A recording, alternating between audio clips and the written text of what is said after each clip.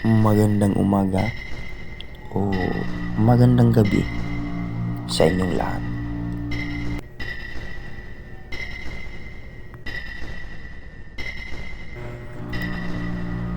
Ang palayaw ko po ay Nonoy at ako ay lumad na taga Siquijor. Meron akong ikukwento sa inyo tungkol sa aking karanasan mula nung bata pa ako hanggang sa ngayon na umabot na ang edad ko ng 37. Lumaki po ako sa lolo't lola ko kasi ang mama at papa ko ay hiwalay na. Sa madaling salita, broken family po kami. Tatlo lang po kami na magkakapatid. At pareho kaming tatlo na lumaki sa aming lolo at lola. At kaya naisipan ko po na magbahagi ng aking kwento tungkol sa totoo kong buhay doon sa probinsya namin. Sa ngayon ay nandito po ako sa Maynila, nakatira, naghahanap ng trabaho na mapagkakitaan. Matagal-tagal na po ako dito sa Maynila. Ang aking mga magulang po pala ay may kanya-kanya na silang hanap buhay. Ang tatay ko ay nandoon sa Cavite at ang mama ko naman ay naiiwan sa probinsya. May kanya-kanya na silang hanap buhay. May kanya-kanyang pamumuhay at wala nang pakialamanan. Ang ipabahagi ko pong kwento sa inyo ay noong maliit pa ako na walang kamuang-muang sa mundo, na hindi ko alam na hindi na pala kagaya natin o hindi na pala normal ang mga bagay na nakikita at hahawakan ko. Kakatapos lang po ng napakalakas na ulan noong gabi na yon. Sa naalala ko po, mga alauna o alas 2 ng madaling araw, kapag binalikan kong alalahanin ang time na yun. At may mga pakunti-kunting ulan pa po na pumapatak mula sa kalangitan. Madilim pa po kasi makapal pa po ang ulap ng time na yun.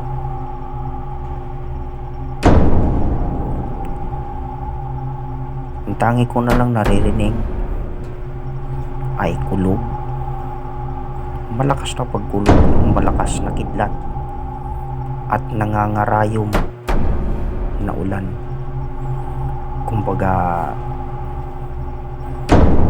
katatapos lang po talaga ng ulan ng time na yun.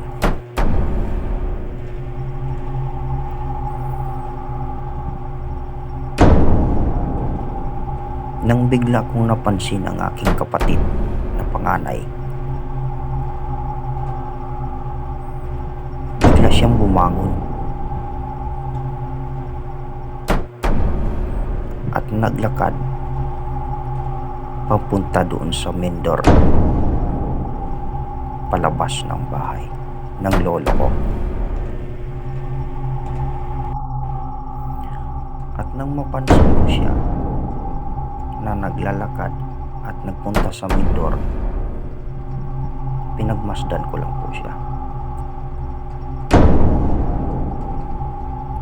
Parang kinakapa-kapa niya po yung lock ng main door at gusto niyang lumabas. Matagal-tagal po yun. sa mga 3 minuto niyang kinakapa-kapa ang pintor.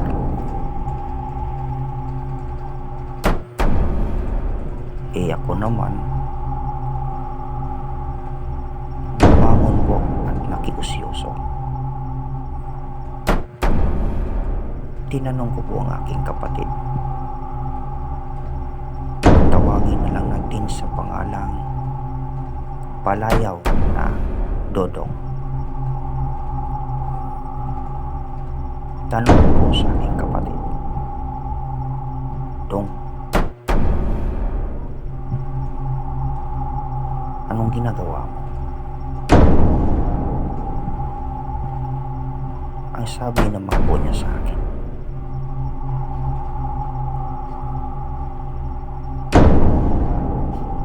oo.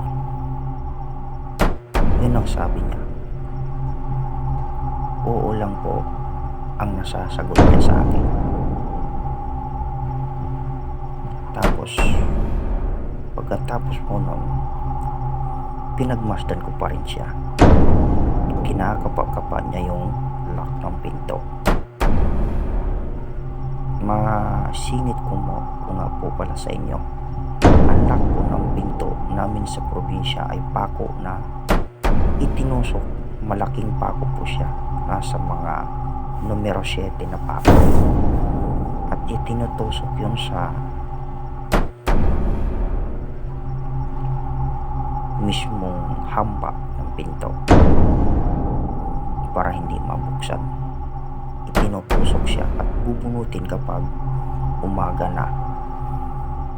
Pero may kaluwangan po siya kaya madali lang siyang bunutin ng kahit kamay lang. Ang tawag po sa amin ng lock na yun ay tarugo.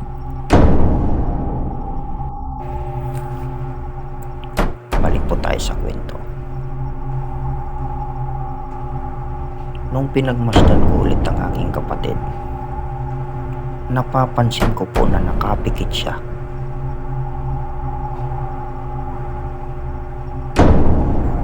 Kumbaga, humihilik siya habang kinakapa niya yung pinto, yung tarugo ng pinto o tarago. Pinagmamasdan ko mabuti ang mata niya. Naaninag ko na nakapikit po talaga yun. Kaya ako naman, tinanong ko po ulit ang kapatid kong panganay na, Dong, lalabas ka ba? Ang sabi niya, oo. Yun lang ulit ang sabi niya. Kaya ang ginawa ko po, ako na po ang bumunot ng pako kasi malambot lang po yun. Inabot ko yung pako, umakyat ako dun sa gilid at inabot ko po yung pako at binunot. At nagtagumpay kaming dalawa na mabuksan ang main door nung time na yun. Naglalaro po sa 1:00 o 2:00 ng madaling araw ang time na yun. Sige pa rin po ang kidlat at pakunti-kunting kulog. Lumabas ang kapatid ko at sumunod din ako. Madilim po sa labas. Pumunta siya sa may pantawan. Ang labasan po kasi ng bahay ng lolo ko ay meron pa pong tinatawag na pantawan. Kumbaga, meron pa po siyang harang bago ka makalabas. At doon ay semento na pwedeng upuan ng tao, pwedeng sandalan. Yun ang tinatawag na yung pantawan. Kumbaga, ang mga bisita na makipag-inuman ay doon nagtipon-tipon sa pantawan na yon. Nakita ko yung kapatid ko na may dinungaw doon sa likod ng bangtawan sa kabila. Tinanong ko ulit siya, "Dong, ano bang tinitignan mo dyan?" Ang sabi niya, ang sagot naman niya sa akin, "Tignan mo,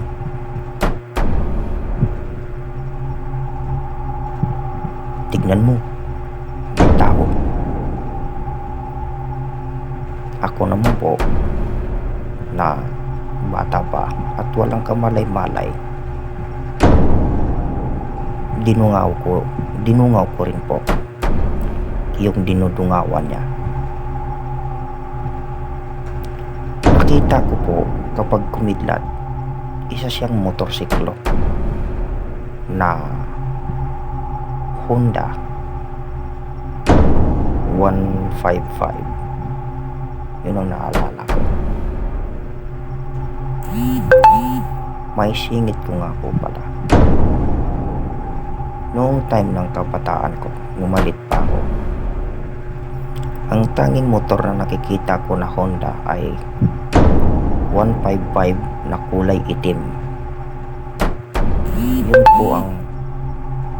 Yun po ang motor na original na nakikita ko sa probinsya namin, kasi hindi po marami ang motor sa probinsya. Kumbaga, madalang lang po talaga ang motor sa probinsya namin noong kabataan ko. Mga 6 years old yata ako o 7 years old yung time na yun. Madalang po talaga ang motor sa probinsya namin. Balik tayo sa kwento. Nung dinungaw ko yung motor, panay sabi pa rin yung kapatid ko na may tao daw sa ilalim ng motor. Sumabay yung kidlat. Na timing nung pagsabi niya na may tao sa ilalim ng motor, tinignan ko ulit yung motor. Wala po akong makita. Madilim. Tumingin ako ulit sa mukha ng kapatid ko. Baka napatingin ako sa mukha ng kapatid ko. Na timing po na kumidlat. Nakita ko na nakapikit talaga po yung kapatid ko. Kumbaga, humihilik po siya. Humihilik siya, pero nagsasalita siya. Naglalakad na nakadungaw dun sa motor. Ganun siya. Yun ang nakita ko sa kanya. Bigla siyang nagsalita sa akin na, "Puntahan mo. Umikot ka doon. Tignan mo yung tao sa ilalim." Sabi ko naman sa kanya, "Dong, mababasa ako eh. Malalim yung tubig. Katatapos lang ng ulan."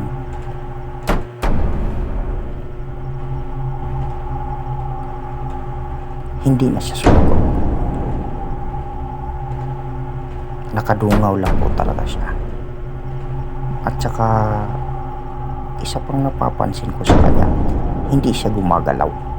Nakadungaw lang po talaga yung kapatid ko.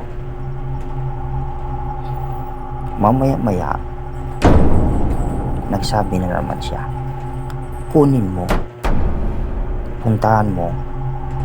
Kunin mo. Nasa ilalim ng motor."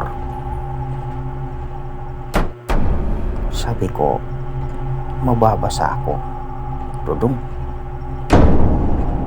mababasa ako eh. Sabi ko sa kanya.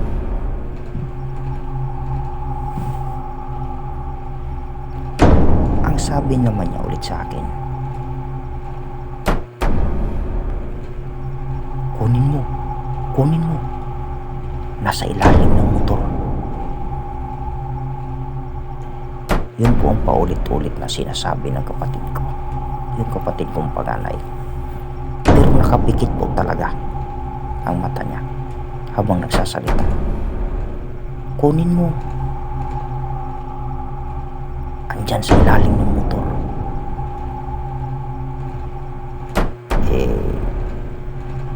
Ako naman po na bata pa, sumunod po ako sa sinasabi niya na puntahan ko yung motor at kunin ko yung nasa ilalim ng motor.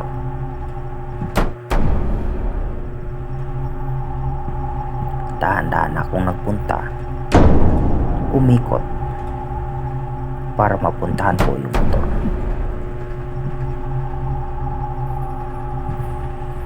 Pagkalapat ng paa ko sa lupa na talaga, kumbaga nasa labas na po talaga ako ng bahay, wala na po yung simento. Ramdam ko po talaga yung lamig ng tubig at paglubog ng paa ko sa tubig na yun. Mga kalapitan na sa tuhod ko na po yun, kasi maliit pa po ako na bata no? Kumbaga 6 years old pa lang po kasi ako nun eh, o 6 na taong gulang pa lang.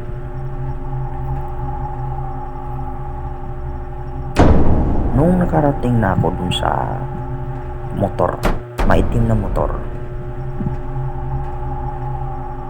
sabi niya sa akin, kunin mo, nasa ilalim, tignan mo, nasa ilalim. Napatitig ako ulit sa kanya. Kumis na po yung kidlat, kumbaga kumidlat po siya. Nung pagkislap ko ng kidlat, nakikita ko na naman yung mata niya na nakapikit talaga at humihilig talaga siya. Tuloy-tuloy lang yung hilig po niya.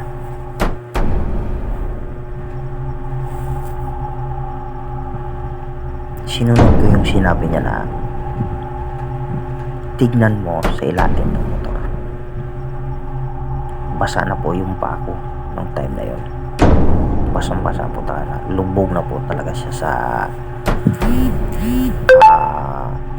lubog na po siya sa tubig po talaga ang paa ko. Nung pagdungaw ko, nakita ko po yung kulay blue na apoy na nasa tubig, nakalutang siya. Tapos yung mga patak-patak po, bawat patak ng tubig ulan mula dun sa motor pabagsak doon sa apoy na yun. Sa tuwing natatamaan po niya yung apoy, kumakalat po yung apoy. Pagkakalat po ng apoy, parang nawawasak po yung apoy, mawawala yung kalat, tapos nandun na naman po siya, palipat-lipat lang po siya ng pwesto yung apoy na yun na kulay blue. Sabi na naman sa akin ng kapatid ko, kunin mo, damputin mo. Sabi na naman sa akin ng kapatid ko. Sinunod ko siya. Dinampot ko po yung kulay blue na apoy. Kumbaga, mga kaibigan, ko, wala po akong malay sa apoy kung nakakapasok po ba siya o hindi. Waga, inosente po talaga ako at hindi pa po marunong matakot. Wala akong alam sa mga aswang po, mga maligno. Nung time na yun, inosente pa po talaga ako. Balik tayo sa kwento. Hinawakan ko po yung apoy na kulay blue na nakalutang sa tubig.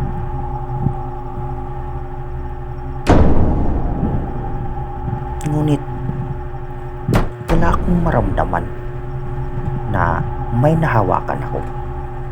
Pero nandyan na po siya sa kamay ko. Kumbaga, hinuhuli-huli ko siya para malusot ng tubig at yung apoy na lang ang maiiwan. I-describe ko po sa inyo yung kulay ng hugis ng apoy. Para siyang sa apoy ng lampara, maliit na lampara na paubos na yung gas. Kumbaga, sinasagid na lang yung gas. Ganun lang po kalaki yung apoy niya. Tapos ang liwanag niya po ay mahina lang. Kumbaga, sakto lang niya na mabigyan ng liwanag yung mga palad ko. Sabi ko sa kapatid ko, bro, Dudong, lumulusot sa kamay ko eh. Yung apoy po kasi, kumbaga, yung apoy po, pagka pinalusot ko sa mga gitna ng daliri ko, sa pagitan ng mga daliri ko yung tubig, sumasama po yung apoy, lumulusot din po siya na parang tubig lang din. Tapos wala po talaga akong maramdaman. Kumbaga, para siyang purong tubig, kasing lambot po siya ng tubig. Ganun po siya. Ganun ko po ma-describe ang apoy na yon. Sabi naman ng kapatid ko, basta kunin mo, dalian mo. Sagot ko naman sa kanya, Dong, ayaw talaga makuha, Dong eh. Maglusot-lusot lang, Dong eh. Kako sa kanya.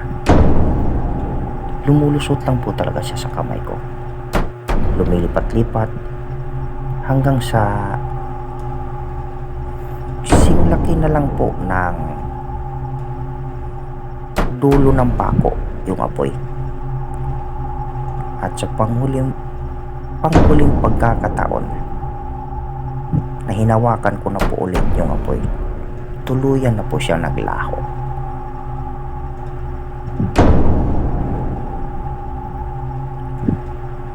At nang biglang, ang ginawa ba naman ng kapatid ko, pumasok siya sa bahay, sinarado ang main door at naiwan ako sa labas.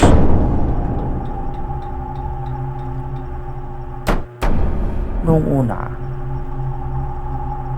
noong mga segundo na yon, ay hindi pa ako nakaramdam ng takot.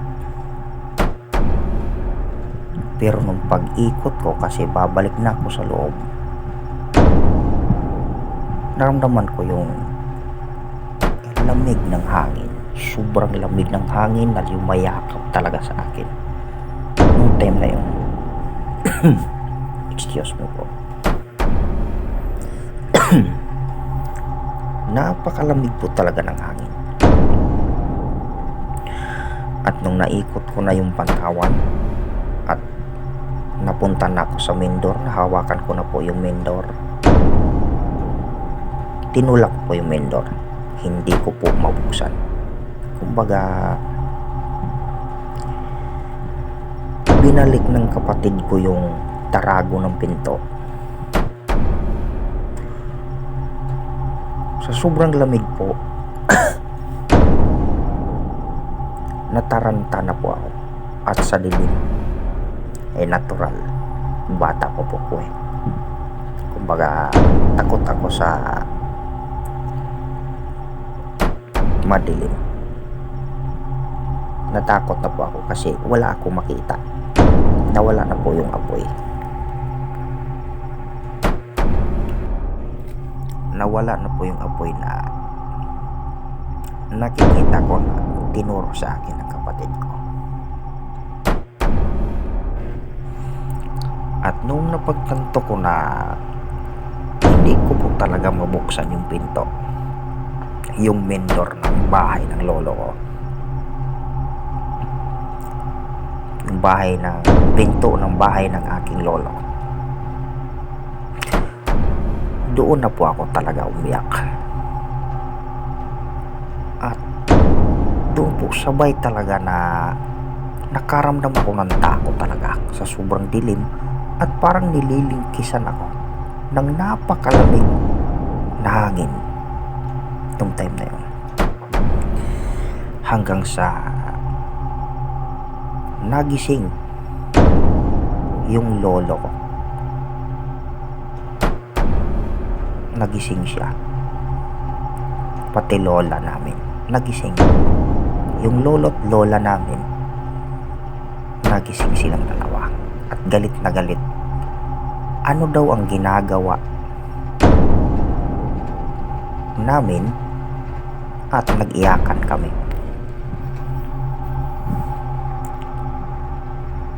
Saka pa lang po,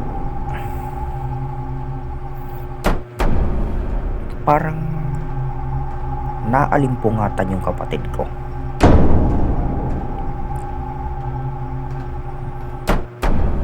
Binuksan niya yung pinto, dali-dali niya binuksan po yung pinto, yung main door. At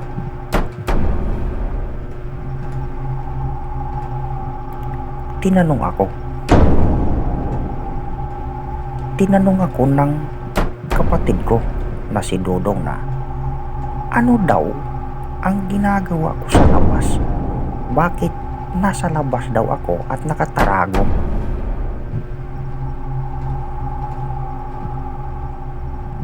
Ang sagot ko naman sa kanya,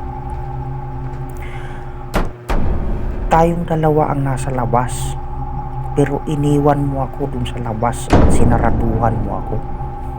Pero panay iyak ako nun, time na yun, mga kaibigan. Ako, iniwan mo ako sa labas eh. Kinuha ko yung apoy eh. Tapos inarado mo. Wala akong makita. Nagsabi ko, ang ginawa ng kapatid ko, binatukan ako.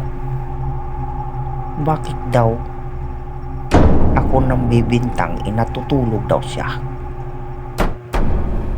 Pero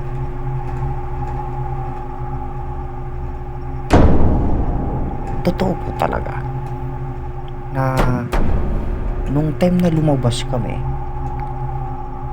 kahit anong alala ko talaga ay nakapikit po talaga siya. Nakapikit siya na nagsasalita at humihilik.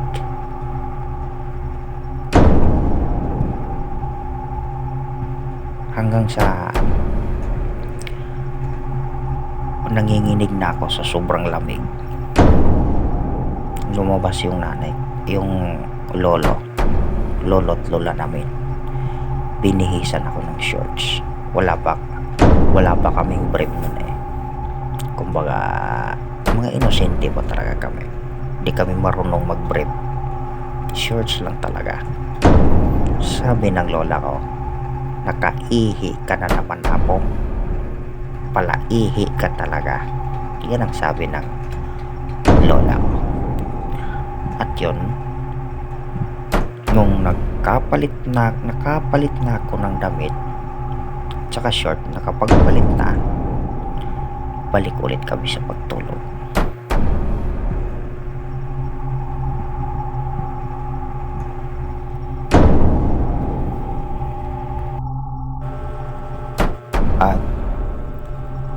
At umaga kinabukasan, mga bandang alas 10 po yata yun ng umaga. Hindi ko lang po maalala kung tiyuhin ko po ba yung bigla na lang nagsabi, tiyuhin or kakilala ko. Bigla na lang siya nagsabi na yung motor daw po na iyon na nakaparking sa harap ng pantawa namin ay nakadisgrasya pala ng bata yon. At yung bata na nabunggo niya ay pumailalim sa motor, napunta sa ilalim ng motor at diretso daw namatay. Yun po ang kwento. Pero yung tao na yun, hindi ko lang gaano lubos maalala. Basta bigla na lang yung nagsalita. Lumitaw lang sa harapan ko. Eh siyempre ako bata, wala naman akong pakialam kung sinong parating at sinong paalis. Basta bigla lang siyang lumitaw at nagsalita na yung motor pala, ganun siya nagsalita sa amin ng biglaan. Yung motor pala ay nakapatay ng bata, nabunggo niya, tapos napailalim din sa motor at namatay. Yun po ang sabi nung biglang nagkwento.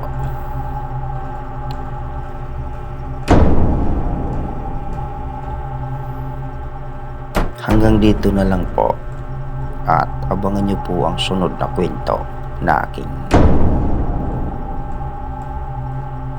gagawin sa sunod na kabanata. Maraming salamat po.